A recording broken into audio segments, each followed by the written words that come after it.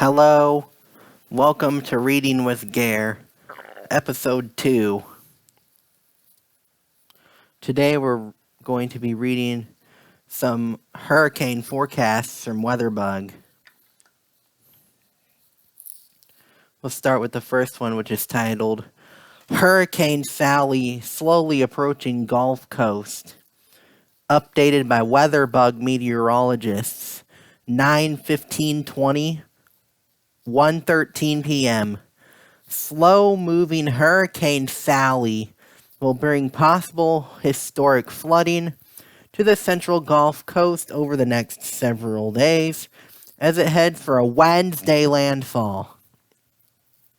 In addition to the copious rainfall, the slow-moving hurricane will produce destructive coastal winds and dangerous storm surge. As of 1 p.m. CDT, Hurricane Sally was located near 29.2 N, 88.2 W, or about 105 miles south of Mobile, Alabama, and 60 miles east of the mouth of the Mississippi River. It has a maximum sustained winds of 80 mph as it moves northwest at 2 miles per hour. Its minimum central pressure is 982 megabytes, or 29.00 inches of mercury.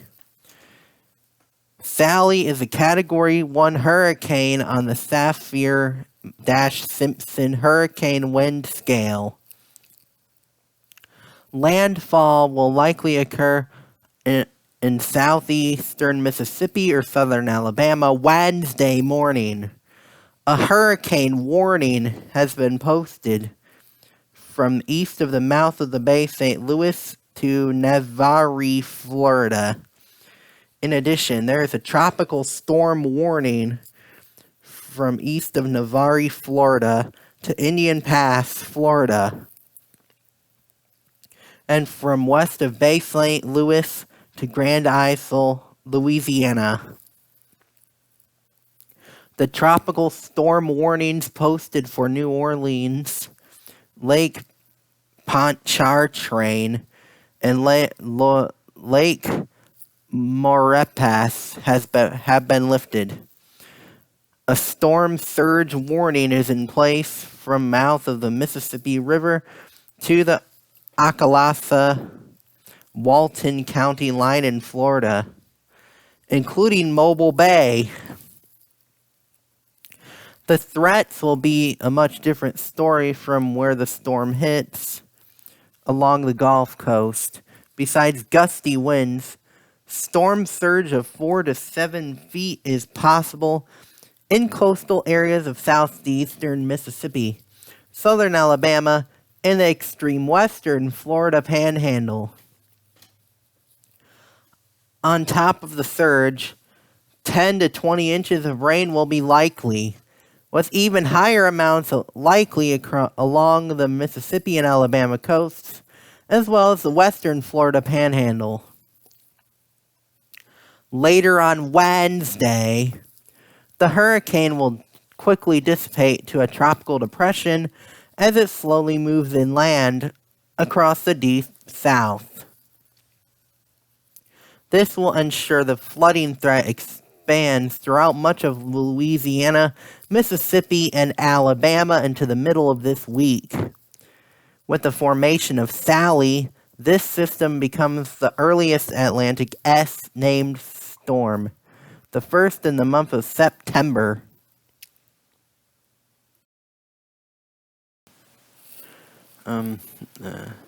The next one is called Sally's Impacts, Major Flooding Potential, updated by WeatherBug meteorologists, 9/15/20, 1:13 p.m.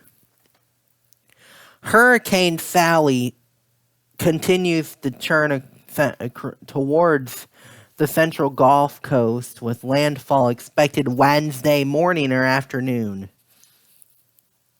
It is expected to be a hurricane at landfall, bringing the kitchen sink of tropical weather to southeastern and eastern Louisiana, southern Mississippi, and coastal Alabama. Here is a look at the Sally-specific threats.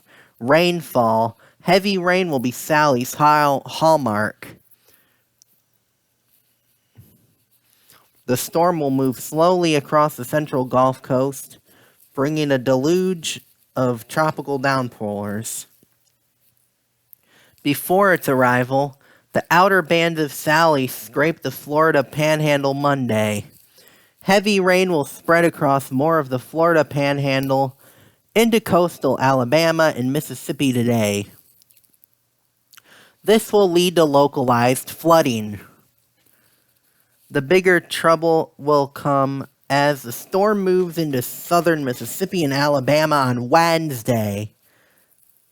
Waves of heavy rainfall will likely drench areas of east of New Orleans to Pensacola, Florida. With 6 to 12 inches of rain and locally as much as 15 to 20 inches. As the storm moves onshore, rainfall totals will diminish somewhat, but 5 to 7 inches of rain can still be expected throughout the south into the interior southeast. Areas along the immediate Alabama and Mississippi coasts could see historical flooding if Sally's slow movement continues and rainfall totals reach the 20-inch mark. Flash flood watches have been issued for the Florida Panhandle, central and southern Alabama, southeastern and southern Mississippi, and southeastern Louisiana. Additional watches are anticipated across the interior south. Remember, if you come across water on the road, do not attempt to cross it. Turn around, don't drown. Wind. Sally currently is a Category 1 hurricane and will make landfall as a hurricane. The strongest winds will be found near and slightly to the east of the storm's center, likely along the coasts of extreme southeastern Louisiana, Mississippi, and southwestern coastal Alabama. Destructive wind gusts of 90 to over 100 mph are possible along the coast, including Biloxi, Miss, and Grand Bay, Alabama. Slightly slower yet still gusty winds of 50 to 60 mph are expected across the Florida Panhandle and southwestern Louisiana, including the New Orleans metro area. This will cause widespread tree damage and power outages, especially along the immediate coastline. Storm surge.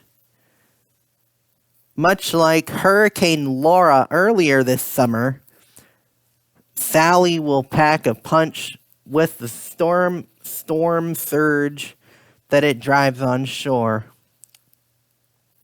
The highest water rises will be along the Mississippi and Alabama coastline and in Mobile Bay, where water rises of 6 to 9 feet are possible.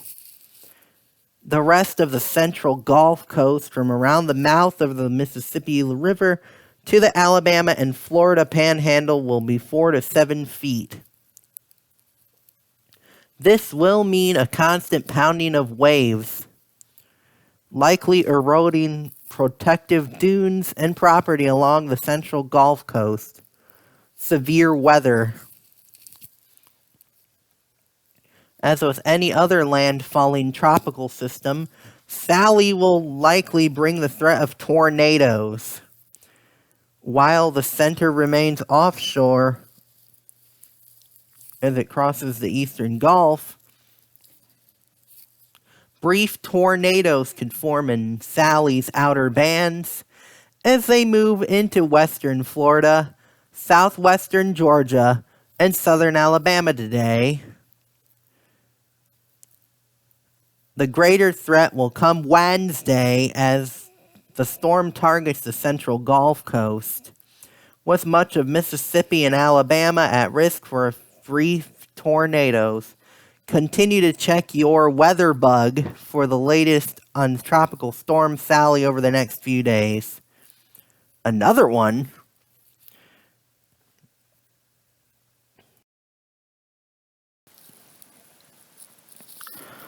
Here's the next story. This one's called Three Tropical Systems Churn Atlantic. Updated by WeatherBug meteorologists. 9:15:20, 1:13 p.m.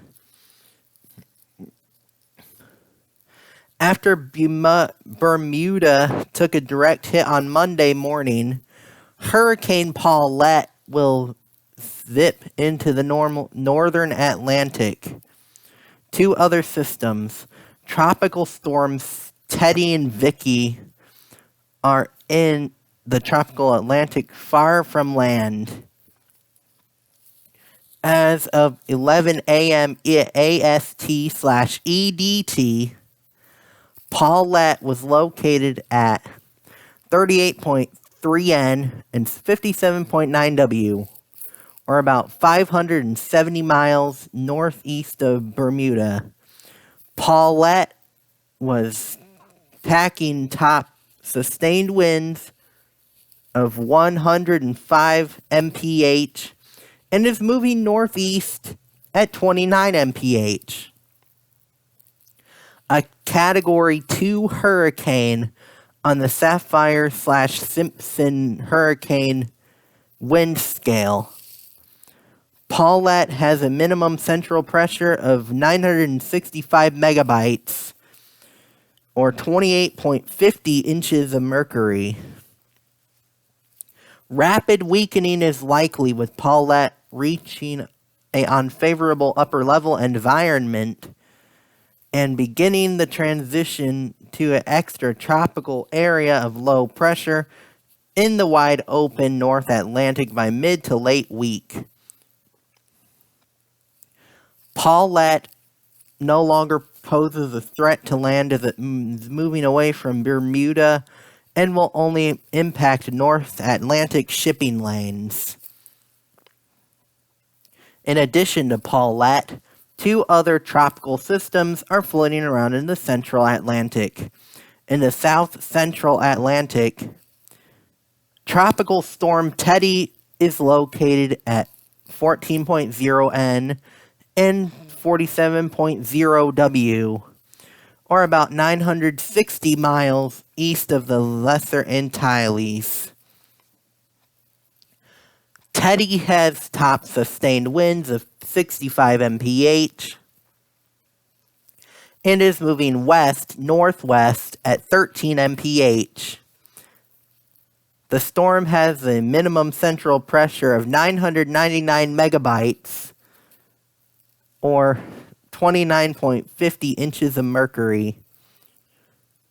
Teddy will likely become a hurricane today, and then the 2020 Atlantic's second major hurricane late Thursday or Friday. While it does not appear to pose a threat on the eastern U.S., it could be a problem for Bermuda early next week. Teddy's most likely outcome as it gets swept out to sea by a cold front and will avoid Bermuda. East of Teddy, there is Tropical Storm Vicky. As of 11 a.m. AST/EDT, Vicky is located at 20.6 N and 31.0 W, or about 560 miles northwest of the Cabo Verde Islands.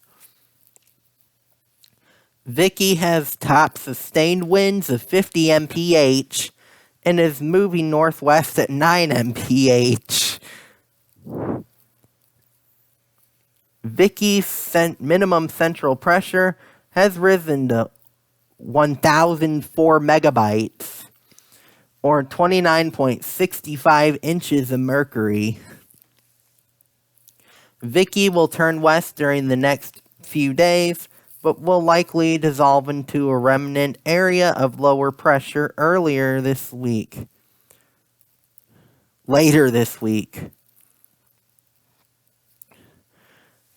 This with Vicky, the record-holding 2005 Atlantic hurricane seasons is being shredded. Vicky is ahead of the previously held record by a few weeks, which is Hurricane Vince, forming on October 8, 2005. This season is on pace to produce more named storms than any other season on record, and it is little solace that we are only now approaching the peak of the Atlantic hurricane season. Climatologically, conditions remain ripe for tropical depression through early to mid-October before slowly declining through the season's end on November 30. This one's interesting. New flu season and COVID-19. What you need to know. By WeatherBug's Chris Sales, 9/15/20, 1:14 p.m. The last thing we need to worry about with the current COVID-19 pandemic is the pesky flu. However, flu season is right around the corner, and it is important that you know the differences in their symptoms. Below, we have separated the common symptoms for the flu and COVID-19. The flu or flu-like symptoms include fever or chills, cough, shortness of breath or difficulty breathing, fatigue or unexplained tiredness, sore throat, runny or stuffed nose, muscle aches or body pain, headaches, in extreme cases, vomiting and or diarrhea. One of the biggest ways that the flu differs from COVID is that mild to severe illnesses can occur when you have the virus. The same cannot be said for COVID, where people have experienced the following symptoms or none at all.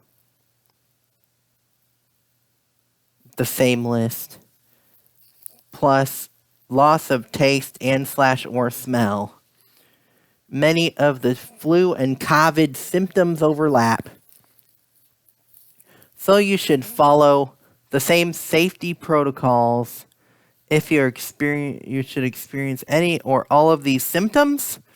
The biggest thing that you should do is limit your exposure to people as best as you can to avoid spreading any viruses.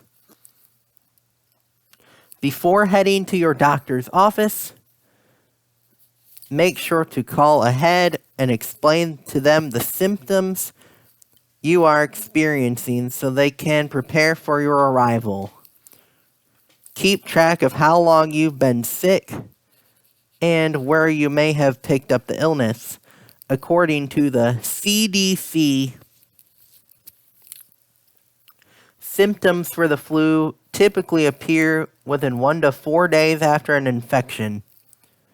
As for COVID, you could show symptoms as early as 2 days and as late as 14 days after contraction.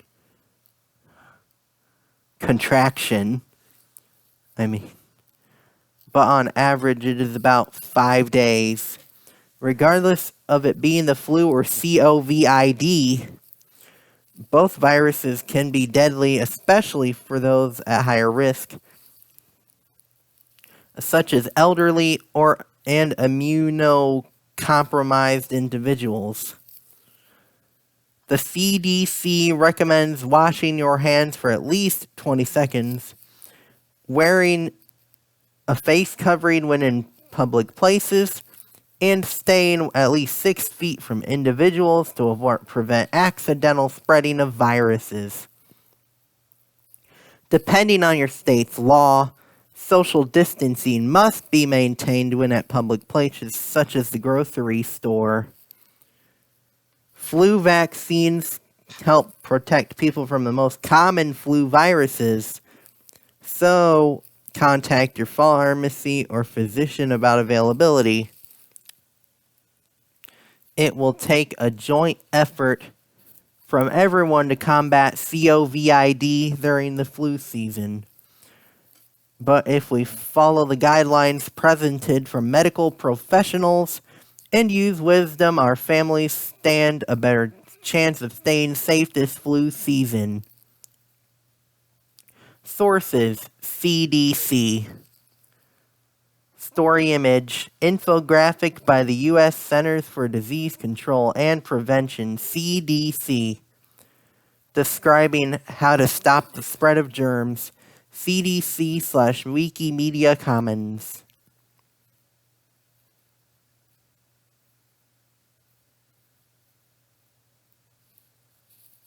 That's it for this episode of Reading with Gare.